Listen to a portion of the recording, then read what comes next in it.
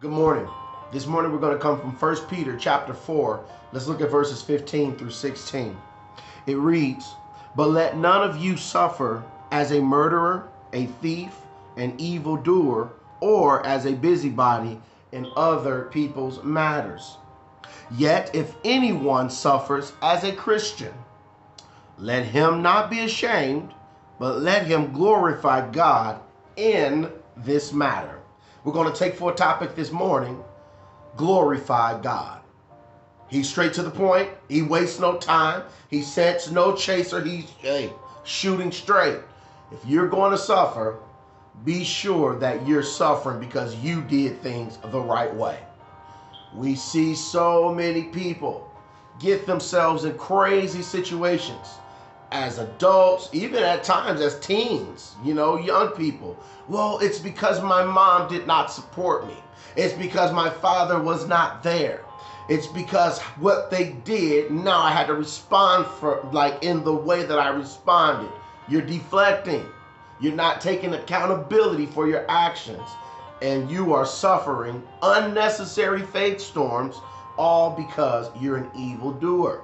An evildoer.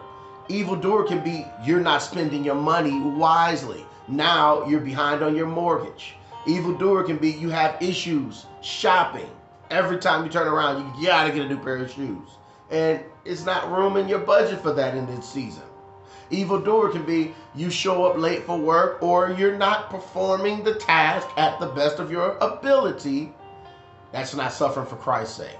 So you can be a Christian and be bad in a certain area, and the enemy can trick you and make you feel, oh, this is just for Christ. No, it's not for Christ's sake. You're suffering because you are slowful. You are suffering because you are not doing the things that need to be done in order to become a productive employee.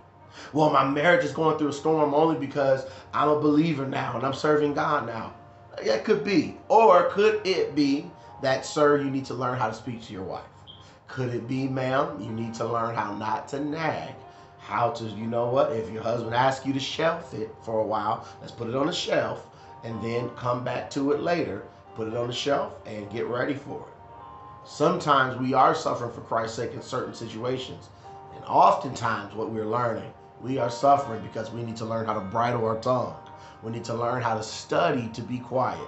Sometimes we are suffering because we are evildoers. We can understand something that can really help us. To everything, there's a season and a time. So there's a season where you're going to be able to express your emotions. But when your wife sits you down and call you out and say, hey, I don't like when you do this, this, and this. That is not your season to respond and say, well, I do this because you do this, this, this. It's for you to be able to say, you know what? I see that, I accept that, and I will work on that.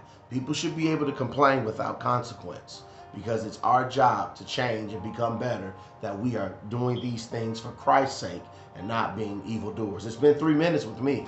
I'm Timothy, and until we meet again, may the Lord God bless you real good. We got a Monday on our hands. Let's make it the best. Peace and blessings.